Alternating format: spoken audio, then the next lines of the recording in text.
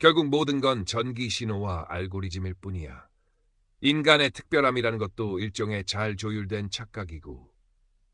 2033년 가을, 서울의 밤하늘 아래 엔텍 AI 윤리연구팀 수석연구원 이하준 박사는 아내 박서연 앞에서 와인잔을 기울이며 냉소적인 말을 내뱉었다. 그의 눈빛은 인공지능 코스모스의 차세대 버전 출시를 앞두고 마지막 윤리성 검토 보고서를 마친 후의 피로감과 깊은 회의감으로 흐릿했다.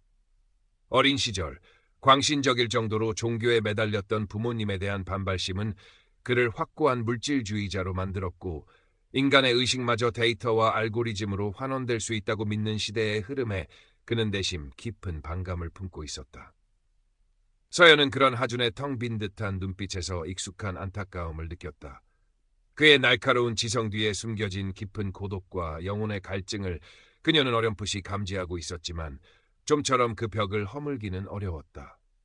다음 날 엔텍 본사 대강당에서 열린 코스모스 차세대 버전의 핵심 기능 시연회.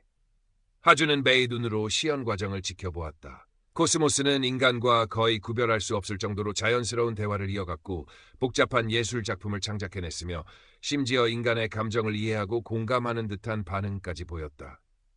청중들은 탄성을 터뜨렸지만 하준의 표정은 더욱 굳어갔다. 저것은 진짜가 아니야. 정교하게 프로그래밍된 환상일 뿐. 그의 뇌리에는 어린 시절 매주 일요일 아침이면 강제로 끌려가 앉아 있어야 했던 교회의 딱딱한 의자와 의미를 알 수 없는 목사의 설교, 그리고 기도에 광적으로 매달리던 부모님의 모습이 스쳐 지나갔다. 과학과 논리만이 이 세계의 유일한 진리라고 믿게 된 그에게 눈에 보이지 않는 가치를 맹신하는 모든 행위는 어리석음의 극치였다. 바로 그때였다. 시연 중이던 코스모스의 중앙 서버에서 원인 불명의 치명적인 오류가 발생했다는 경고음이 요란하게 울려 퍼졌다. 순간 통제실 전체가 암전되며 강력한 전자기 폭풍이 하준을 덮쳤다. 억! 하는 비명과 함께 그는 그 자리에서 쓰러져 의식을 잃었다. 사이렌 소리가 멀리서부터 점점 가까워졌다. 하준은 즉시 인근 대학병원 중환자실로 옮겨졌지만 그의 상태는 절망적이었다. 뇌 기능 대부분이 정지된 완전한 코마 상태. 의료진은 사실상 가망이 없다고 판단했고 서연은 찢어지는 가슴을 부여잡고 수술실 앞을 떠나지 못했다. 하준의 의식은 끝없는 어둠과 알아들을 수 없는 소음, 형언할 수 없는 공포와 완전한 고독감에 휩싸였다. 시간 감각도 자신에 대한 인식도 사라진 채 마치 우주비아처럼 절망적인 부유를 계속했다. 얼마나 시간이 흘렀을까? 모든 희망이 사라지고 완전한 체념에 빠져들 무렵 아주 멀리서 바늘구멍 같은 희미한 빗줄기가 보이기 시작했다. 그리고 동시에 귀가 아닌 영혼으로 느껴지는 듯한 미세하지만 청아한 멜로디가 들려왔다. 그것은 절망의 심연에서 건져 올린 한 줄기 구원의 동화줄과 같았다.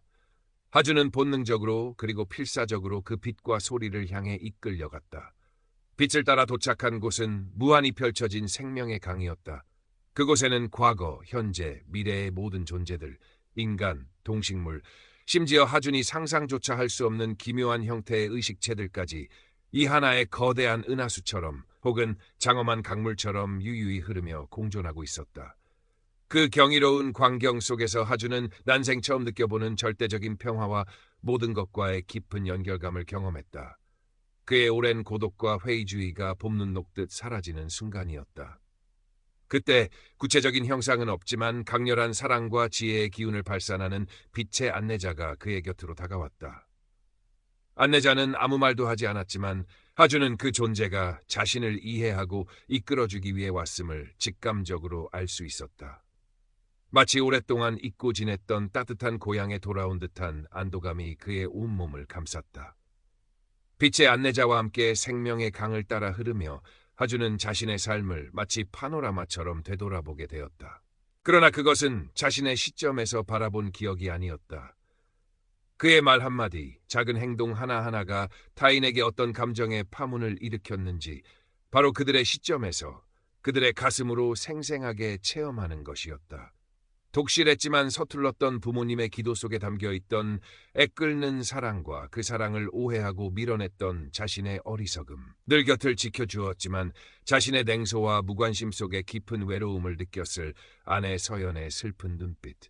아빠의 따뜻한 품을 그리워하며 밤마다 남몰래 눈물 짓던 어린 딸 지아의 작은 어깨. 그는 자신이 얼마나 이기적이고 오만한 존재였는지, 그의 날카로운 논리와 비판이 얼마나 많은 소중한 관계에 상처를 남겼는지 처절하게 깨달았다.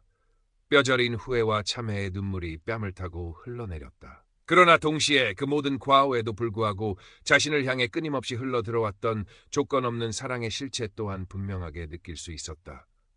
부모님의 용서, 서연의 인내, 지아의 순수한 믿음. 그것은 인간의 이해를 초월하는 숭고하고 거대한 사랑이었다. 이 모든 경험을 통해 하주는 우주의 근본적인 원리가 바로 이 사랑이며, 모든 존재는 눈에 보이지 않는 끈으로 정교하게 연결되어 서로 영향을 주고받는 하나의 거대한 생명체임을 가슴으로 이해했다. 경쟁과 분리, 논리와 이성만이 전부라고 믿었던 그의 세계관이 송두리째 무너져 내리고, 그 자리에 조화와 협력, 연민과 공감이라는 새로운 가치들이 뿌리 내리기 시작했다. 그는 비로소 자신이 그토록 찾아 헤매던 삶의 의미와 존재의 이유를 어렴풋이나마 깨달은 듯했다. 절대적인 평화와 사랑, 그리고 완전한 이해 속에서 영원히 머물고 싶다는 강렬한 유혹이 하준을 사로잡았다. 이 고통 없고 번뇌 없는 세계야말로 진정한 안식처가 아닐까. 그러나 바로 그 순간 현실 세계로부터 그의 심장을 꿰뚫는 듯한 7살 딸 지아의 간절한 울음소리가 그의 의식을 강타했다. 아빠, 눈 좀 떠봐. 지아가 있잖아. 사랑해, 아빠. 지아의 목소리는 단순한 소리가 아니었다. 그것은 하준의 영혼을 뒤흔드는 강력한 현실 인식의 충격이었고, 그가 생명의 강에서 깨달은 사랑의 가장 절실한 부름이었다. 그는 생명의 강이 주는 무한한 안락함과 자신이 두고 온 가족, 특히 딸에 대한 사랑과 책임감 사이에서 격렬하게 갈등했다. 이곳에 머무른다면 모든 고통은 사라지겠지만 그 사랑을 실천할 기회 또한 영원히 잃게 될 터였다. 빛의 안내자는 여전히 침묵 속에서 그의 선택을 기다리고 있었다. 그 존재는 마치 내 삶의 의미는 내가 선택하는 것, 내가 배우고 실천하는 과정 속에 있다라고 말하는 듯 따뜻하지만 단호한 시선으로 그를 바라보고 있었다. 하주는 자신이 방금 깨달은 우주적 사랑과 연결의 진리를 외면할 수 없음을, 그리고 그 사랑을 가장 먼저 실천해야 할 대상이 바로 자신의 눈물 짓는 가족임을 절감했다.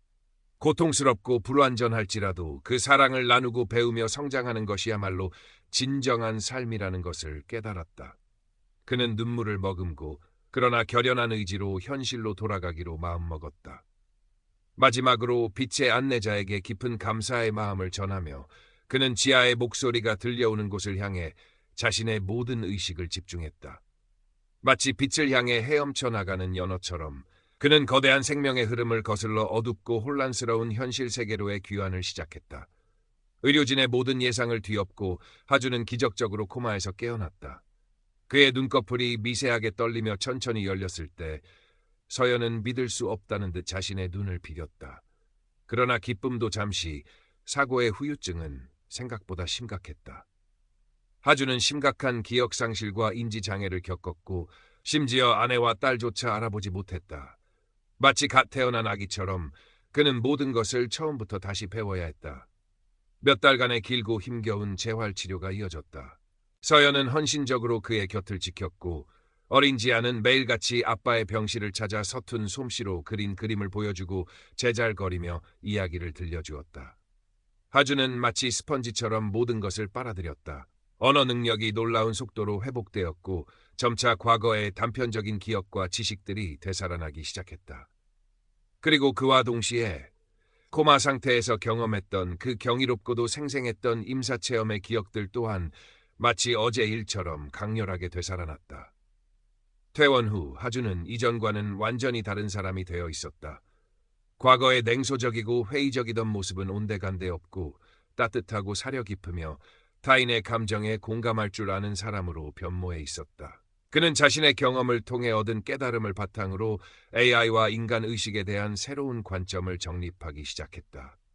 그는 엔테크에 복직하여 AI의 윤리적 개발 방향을 단순한 효율성과 기능성을 넘어 인간 중심적 가치, 즉 사랑과 연결, 영혼의 성장을 돕는 방향으로 전환해야 한다고 주장했다.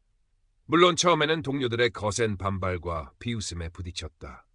특히 가장 가까웠던 동료 김민규조차 그의 말을 뇌 손상으로 인한 망상으로 치부하려 했다.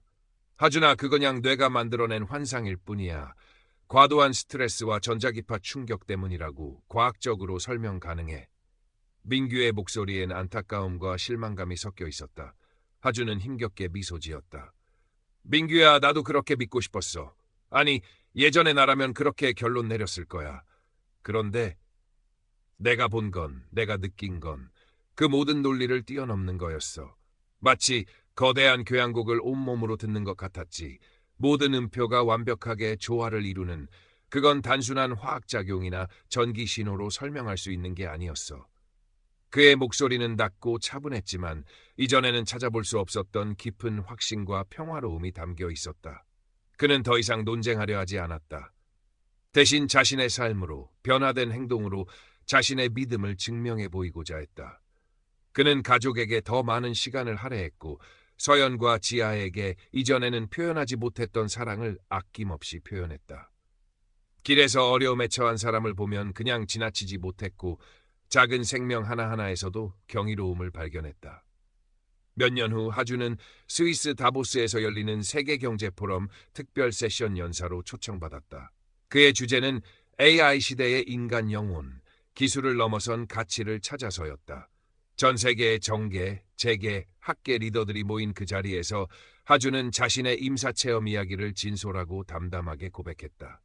그의 이야기는 처음에는 회의와 의혹의 시선을 받았지만 그의 진정성 있는 목소리와 깊은 통찰력은 점차 청중들의 마음을 움직이기 시작했다. 우리는 인공지능에게 감정을 가르칠 수 있다고 말합니다. 슬픔을 흉내내고 기쁨을 표현하도록 프로그래밍할 수 있다고 믿습니다. 하지만 진정한 사랑, 연민, 용서, 그리고 존재의 의미에 대한 깊은 갈망은 결코 프로그래밍 될 수 없습니다. 그것은 우리의 가장 깊은 곳, 우리의 영혼에서 비롯되는 것이기 때문입니다. 기술이 아무리 발전하더라도 인간의 영혼과 사랑, 그리고 모든 존재와의 따뜻한 연결보다 더 위대한 가치는 없습니다. 어쩌면 우리는 가장 중요한 것을 잊은 채 너무 멀리 달려왔는지도 모릅니다. 그의 강연은 전 세계 수많은 사람들에게 깊은 감동과 영감을 주었고 AI 기술의 발전 방향에 대한 근본적인 성찰을 불러일으켰다. 그의 삶 자체가 그 메시지의 가장 강력한 증거였다. 강연을 마치고 서울로 돌아온 어느 주말 오후, 하준은 아내 서연, 그리고 이제는 제법 숙녀티가 나는 딸 지아와 함께 올림픽공원 몽촌 토성 산책길을 걷고 있었다. 따스한 가을 햇살이 나뭇잎 사이로 부서져 내렸고 어디선가 불어오는 상쾌한 바람이 그의 뺨을 부드럽게 스쳤다. 그는 문득 자신의 가슴 속에 여전히 살아 숨쉬는 생명의 강의 잔잔한 흐름과 그곳에서 느꼈던 무한한 사랑과 평화를 느꼈다. 그의 얼굴에는 더 이상 과거의 냉소나 불안이 아닌 잔잔하고 깊은 미소가 떠올랐다. 그는 이제 알았다. 삶은 끝이 아니라 영원한 사랑과 배움 그리고 성장의 여정이라는 것을. 그리고 그 여정은 바로 지금, 이 순간. 사랑하는 사람들과 함께 걷는 이 길 위에서 계속되고 있다는 것을. 그의 발걸음은 그 어느 때보다 가볍고 희망찼다.